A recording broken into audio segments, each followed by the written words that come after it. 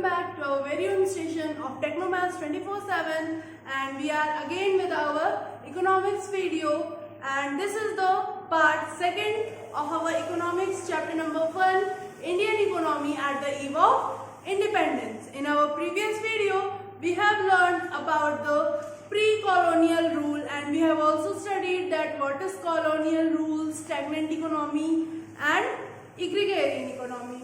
And in our this topic video we will cover the topic that what are the challenges faced during the eve of independence and what were the features of agriculture sector of our Indian economy.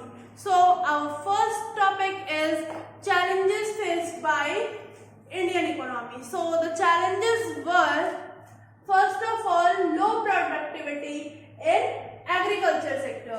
So as we all know that our most of the population were employed in agriculture sector, around 85% of people were satisfying their needs with agriculture sector, but the productivity rate of agriculture sector was very low.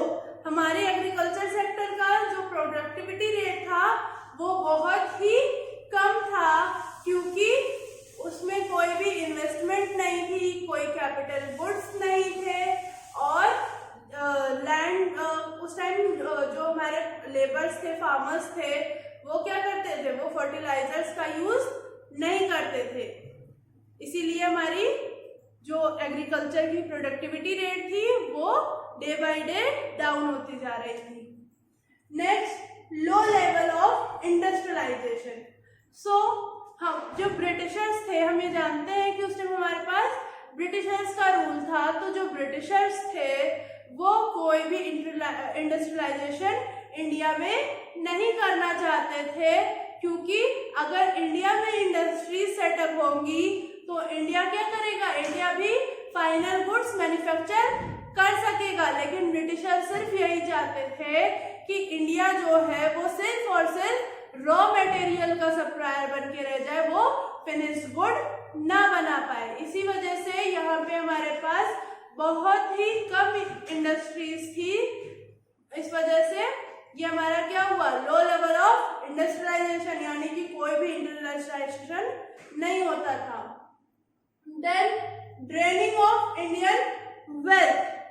Now our next topic, next point is draining of Indian wealth. So draining of Indian wealth ये क्या है? So we all know that जो Britishers थे वो हमारा raw material ले जाते थे और ब्रिटेन ले जाके उससे फिनिश्ड गुड मैन्युफैक्चर करके उसे दोबारा से हमारी कंट्री में रीसेल करते थे। तो इससे क्या होता था, क्योंकि सपोज वो हमसे रॉ मटेरियल परचेस किए, तो रॉ मटेरियल सपोज उन्होंने 200 का परचेस किया और उसी से उन्होंने फिनिश्ड गुड बनाए और उसको 2000 का लाके हमारे यहाँ सेल कर दिया। तो इससे क्या हुआ, हमारी चीज ही हमें बेची गई और पैसा किसका गया, हमारा गया, क्योंकि हमें तो मिले सिर्फ 200, लेकिन हमने जब उसी चीज को परचेस किया तो हमें कितना देना पड़ा, उसके लिए 2000 देना पड़ा। ठीक है। Now next, poor health facilities. उस टाइम क्या था कि हेल्थ फैसिलिटीज बिल्कुल नहीं थे, ना हॉस्पिटल्स थे, ना अच्छे डॉक्टर्स प्रोवाइड होते थे, और जो हमारे फार्मर्स थे उनसे दिन भर काम भी लिया जाता था, और जो उस टाइम जो सुविधाएं थी वो भी बहुत कम थी। इस वजह से उनको हेल्थ प्रॉब्लम्स भी होती थी। तो उस टाइम क्या थी, पुअर हेल्थ फैसिलिटीज थी, यानी कि हॉस्पिटल और चीजें, एडवांस चीजें नहीं उपलब्ध थी। Now next, improper education facilities. So अब ब्रिटिशर्स जो थे वो ये नहीं चाहते थे कि इंडियन पीपल पढ़ लिख ले, क्योंकि अगर वो पढ़ लिख के समझदार हो जाएंगे, अगर उनको ये चीजें पता चल जाएंगी कि ब्रिटिशर्स जो हैं वो हमें एक्सप्लॉइट कर रहे हैं और वो उसके लिए कुछ चीजें सोच सकते हैं, कर सकते हैं, इस वजह से वो स्कूल्स वगैरह नहीं ओपन करते थे यहाँ पे, नहीं वो ये चाहते थे कि जो इंडियन है वो पढ़े लिखे। तो उस टाइम क्या थी, पुअर एजुकेशनल फैसिलिटीज थी, प्लस पावर्टी थी, गरीबी बहुत ज्यादा थी, क्योंकि हम लगान के रूप में और टैक्सेस के वे में हमसे बहुत सारी अमाउंट ले ली जाती थी और ब्रिटिशर्स जो है वो हर तरीके से हमारी इंडियन इकोनॉमी को एक्सप्लॉइट कर रहे थे। इस वजह से क्या था, हमारा पावर्टी रेट बहुत ही हाई था, गरीबी बहुत ज्यादा थी। नेक्स्ट आता है हमारा अनएम्प्लॉयमेंट।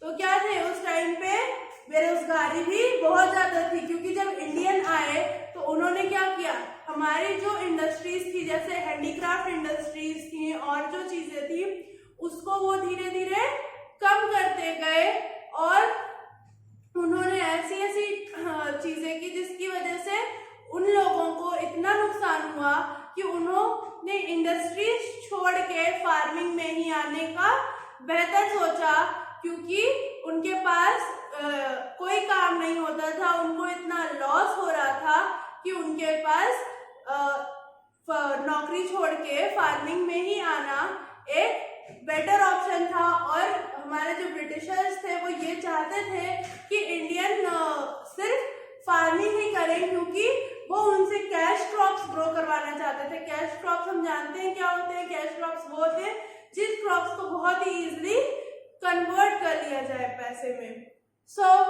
अब ये थे हमारे कुछ चैलेंजेस, जैसे कि low productivity rate of agriculture sector, low level of industrialisation, draining of wealth, poor health facilities, improper education facilities, poverty and unemployment. और भी बहुत सारी चीजें थी जो उस टाइम पे हमारे पास बहुत मुश्किलें थी फेस करने के लिए। अब हम अपना न्यू टॉपिक लेते हैं, features of agriculture system. So guys, this is our second and last topic of this video, which is features of agriculture system at the eve of independence. So the first one was Jamindari system. The name we have heard many times, Jamindari system, and it is also known as land tenure system. The Jamindari system is also known as land tenure system. So we all know that what is Jamindari system, यानी कि ये जमींदारी system होती क्या है। तो ये जमींदारी system वो होती है जिसमें लैंड की ओनरशिप जो होती है वो क्या करते हैं, फार्मर से लेके जमींदार को ट्रांसफर कर देते हैं, यानी कि उस लैंड की जो ओनरशिप होती है वो जमींदार के पास होती है। So we can see in our definitions like under this system ownership rights of land was transferred from farmers to zamindars, यानी कि जो हमारी लैंड की ओनरशिप थी वो किसे ट्रांसफर कर दी जाती थी, जमींदार्स को। और जमींदार फिर क्या करते थे, जमींदार उस पे उसके नॉमिनल हेड होते थे और वो हमारे फार्मर से रिवेन्यूज को कलेक्ट करते थे, यानी कि फिर उसके हेड कौन हो जाते थे, लैंड के हेड हो जाते थे जमींदार्स, और वो क्या करते थे, फार्मर्स को एक्सप्लॉइट करके उनसे रिवेन्यू अर्न करते थे, रिवेन्यू कलेक्ट करते थे। अगर हम ये देखें कि रेवेन्यू यानी कि टैक्सेस जो होते हैं, तो टैक्सेस तो हम लोग भी प्रोवाइड करते हैं, तो हम भी अपनी इनकम का कुछ परसेंट टैक्स ऐसा गवर्नमेंट को दे रहे हैं। तो उस टाइम ये जमींदारी सिस्टम क्यों बुरी थी, क्यों इसको विरोध किया गया। अभी हम जो टैक्स देते हैं उसमें क्या होता है कि हम अपनी इनकम के अकॉर्डिंग टैक्स देते हैं, यानी कि अगर हमारी इनकम इतनी है तो हम उसका इतना परसेंट टैक्स पे करेंगे। बट उस टाइम क्या हुआ करता था, उस टाइम एक फिक्स्ड अमाउंट फिक्स कर दिया जाता था कि सपोज अगर आपको 5000 as a revenue as a tax pay करना है तो आपको 5000 पे करना ही पड़ेगा, चाहे आपकी प्रोडक्शन हो, आपकी इनकम उतनी हो या ना हो। तो हमारे फार्मर्स के साथ क्या होता था, उनकी इनकम उतनी नहीं होती थी, लेकिन उनको टैक्स उतना पे करना पड़ता था। Okay, now next topic is low level of productivity. अभी हमने अपने फर्स्ट टॉपिक में पढ़ा था, this was the first point, low level of productivity. हमने ये भी पढ़ा कि प्रोडक्टिविटी की लेवल लो क्यों थी। तो प्रोडक्टिविटी की लेवल इस वजह से लो थी क्योंकि जो जमींदार होते थे वो उस पे कोई भी इन्वेस्टमेंट नहीं करना चाहते थे। सो लैक ऑफ टेक्नोलॉजी, क्योंकि उन्हें ये पता था कि अगर वो कोई भी इन्वेस्टमेंट करते हैं कभी भी लैंड उनसे लेके किसी और को दे दिया जा सकता है। यानी कि रूल तो ब्रिटिशर्स का होता था और ब्रिटिशर्स ही लैंड पे जमींदार को अपॉइंट करते थे। तो वो लैंड जो है ब्रिटिशर्स कभी भी उनसे लेके किसी और जमींदार को दे सकते थे। इस वजह से वो उस पे कोई भी वर्क नहीं करते थे, कोई भी इन्वेस्टमेंट नहीं करते थे। तो हमारे साथ पहली प्रॉब्लम हमारी आती थी लैक ऑफ इरिगेशन। तो लैक ऑफ इरिगेशन कैसे होता था? उस टाइम जो फार्मर्स थे सिर्फ और सिर्फ रेनफॉल पे डिपेंड करते थे और कोई फैसिलिटीज उनके पास नहीं थी। तो वो प्रॉपरली किस पे निर्भर होते थे? सिर्फ और सिर्फ रेनफॉल पे, क्योंकि अगर बारिश हुई तब तो ठीक और बारिश नहीं हुई तो नो क्रॉप्स, यानी कि कोई भी खेती नहीं होगी, सारी खेती बर्बाद हो जाएगी। नेक्स्ट पॉइंट हमारा आता था लैक ऑफ टेक्नोलॉजी। हमने पढ़ लिया क्योंकि उस टाइम हमारे पास कोई कैपिटल गुड्स नहीं थे, कुछ नहीं था, ना कोई इन्वेस्टमेंट थी और फार्मर्स तो इतने गरीब थे कि वो कुछ कर भी नहीं सकते थे। सो टेक्नोलॉजी की लैक ऑफ टेक्नोलॉजी की वजह से भी हमारा क्या था, प्रोडक्टिविटी लेवल बहुत लो था, क्योंकि अब उस टाइम फार्मर्स ट्रैक्टर या फिर अदर कोई भी चीजें नहीं यूज करते थे, वो अपनी सेल्फ से क्रॉप्स को ग्रो करते थे। थर्ड पॉइंट हमारा आता है नेग्लिजिबल यूज ऑफ फर्टिलाइजर। तो हमारे उस टाइम के जो फार्मर्स थे वो फर्टिलाइजर्स का यूज नहीं करते थे।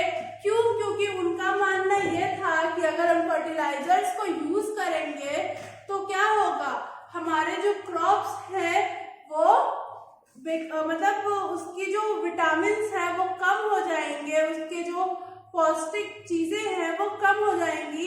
इस वजह से वो अपनी क्रॉप्स में फर्टिलाइजर्स को नहीं यूज करते थे, वो मतलब अपनी मेहनत से उसको ग्रो करते थे बिना किसी फर्टिलाइजर्स को यूज किए। थर्ड हमारा आता है कॉमर्शलाइजेशन ऑफ एग्रीकल्चर। सो अब एग्रीकल्चर का कॉमर्शलाइजेशन कैसे हुआ? तो हमने ये पढ़ा था प्री कॉलोनियल रूल में कि हमारे जो इंडियन फार्मर्स थे वो उतना ही क्रॉप या वो ही क्रॉप ग्रो करते थे जिससे उनका सेल्फ सेटिस्फेक्शन, सेल्फ कंजप्शन हो, यानी कि अपने खुद के कंजप्शन के लिए वो क्रॉप ग्रो करते थे। बट जब ब्रिटिशर्स आए तो ब्रिटिशर्स ने क्या किया, उसका भी कॉमर्शलाइजेशन कर दिया। उन्होंने क्या बोला, कैश क्रॉप्स ग्रो करो, प्रोडक्शन ऑफ कैश क्रॉप्स। हमने अभी पढ़ा था कैश क्रॉप्स क्या होते हैं। कैश क्रॉप्स वो क्रॉप होते हैं जिसको कि हम बहुत ही इजिली कैश में कन्वर्ट कर सके, जैसे कि कॉटन, जूट, इंडिगो। इंडिगो बहुत बार हमने पढ़ रखा है, इंडिगो हम 9th 10th से पढ़ते आ रहे हैं, इंडिगो इंडिगो इंडिगो। तो इंडिगो क्या होता है, नील की खेती। सो इंडिगो क्रॉप से एक और प्रॉब्लम थी, क्योंकि जिस भी लैंड पे हम इंडिगो क्रॉप यानी कि नील की खेती करते हैं उस लैंड पे फिर और कोई खेती नहीं हो सकती। इसीलिए फार्मर्स को मजबूरी में इंडिगो क्रॉप्स की खेती ही करनी पड़ती थी, क्योंकि हमने जिस भी लैंड पे एक बार नील की खेती कर दी उस लैंड पे हम दूसरी कोई भी चीज नहीं उगा सकते। Now next point is farmers were given high prices for cash crops. और अब हमारे उस टाइम पॉवर्टी लेवल हाई थी तो सबको पैसे की जरूरत थी और फार्मर्स को हमारे क्या बोला जाता था, हम आपको डबल पैसा देंगे। सो पैसे की जरूरत में, पैसे की लालच में जो हमारे फार्मर्स होते थे वो कैश क्रॉप्स को ही ग्रो करते थे, क्योंकि अगर हमें ज्यादा पैसा मिलेगा तभी तो हम वो रिवेन्यू, वो टैक्स पे कर पाएंगे, क्योंकि उनके पास तो इतना पैसा होता नहीं था।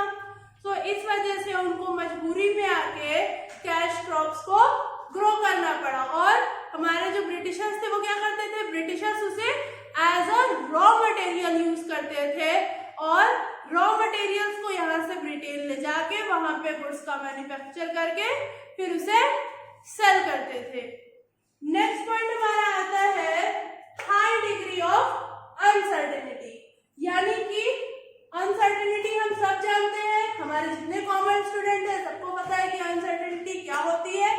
अनसर्टेनिटी होती है कि क्या होने वाला है मुझे कुछ नहीं पता, यानी कि लेवल ऑफ रिस्क, कब क्या हो जाएगा नहीं पता।